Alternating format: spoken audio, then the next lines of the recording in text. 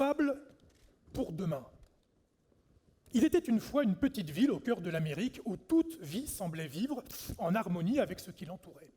Cette ville était au centre d'un damier de fermes prospères, avec des champs de céréales et des coteaux de vergers, où, au printemps, des nuages blancs de fleurs flottaient au-dessus des champs verts. À l'automne, érables, chênes et bouleaux formaient un incendie de couleurs qui brûlait et tremblait sur fond de pin. Les renards glapissaient dans les collines et les cerfs traversaient silencieusement les champs à demi visibles dans les brumes matinales de novembre. Le long des routes, les lauriers, les viornes, les aulnes, les hautes fougères et les fleurs sauvages enchantaient l'œil du voyageur presque toute l'année. Mais les bords des routes étaient beaux. Innombrables oiseaux venaient décorer les baies et les graines que les herbes sèches laissaient pointer au-dessus de la neige. La campagne était d'ailleurs réputée pour l'abondance et la variété de ses oiseaux. Et lorsque les flots de migrateurs déferlaient au printemps et à l'automne, les gens accouraient de très loin pour les observer. Des pêcheurs venaient aussi, attirés par les ruisseaux, dont l'eau claire et fraîche descendait des collines, cherchant les trous ombreux affectionnés par les truites. Ainsi allaient les choses, depuis les jours lointains où les premiers pionniers avaient édifié leurs maisons, creusé leurs puits et construit leurs granges. Et puis, un mal étrange s'insinua dans le pays, et tout commença à changer.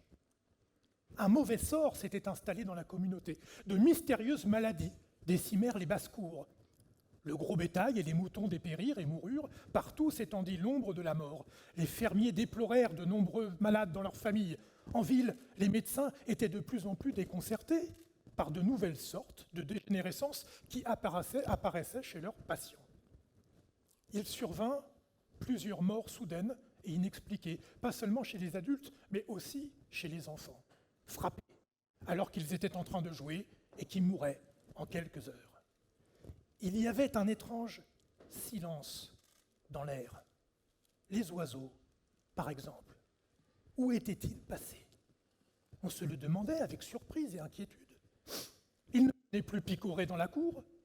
Les quelques survivants paraissaient moribonds, ils tremblaient sans plus pouvoir voler. Ce fut un printemps sans voix. À l'aube, qui résonnait naguère du cœur des griffes, des colombes, des geais, des roitelets et de cent autres chanteurs, plus un son ne se faisait désormais. Le silence régnait sur les champs, les bois et les marais. Dans les fermes, les poules couvaient, mais les poussins cessaient d'éclore. Les fermiers se plaignirent de ne plus pouvoir élever de porcs. Les portées étaient faibles et les petits mouraient au bout de quelques jours. Les pommiers fleurirent, mais aucune abeille n'y venait butiner, et sans pollinisation, il n'y avait plus de fruits. Les bords des chemins naguère si charmants n'offrirent plus au regard qu'une végétation rousse et flétrie, comme si le feu y était passé. Eux aussi étaient silencieux, désertés de tout être vivant, même les ruisseaux étaient sans vie, les poissons morts et les pêcheurs partis. Dans les gouttières, entre les bardeaux des toits, des paillettes de poudre blanche demeuraient visibles. Quelques semaines plus tôt, c'était tombé, comme de la neige sur les toits et les pelouses, sur les champs et les ruisseaux.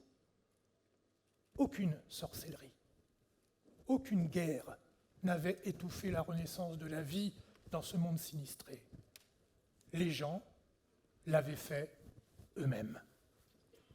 Cette ville n'existe pas, mais elle aurait facilement 1 millier d'équivalents aux États-Unis ou n'importe où dans le monde. Je ne connais aucun endroit qui a fait l'expérience de tous les malheurs que je décris, et pourtant, chacun de ces désastres a réellement eu lieu quelque part. Et de nombreuses communautés bien réelles ont déjà souffert d'un certain nombre d'entre eux. Un effroyable spectre s'est insinué parmi nous sans que nous nous en rendions compte, et cette tragédie imaginaire pourrait aisément devenir une réalité brutale que nous connaîtrons tous.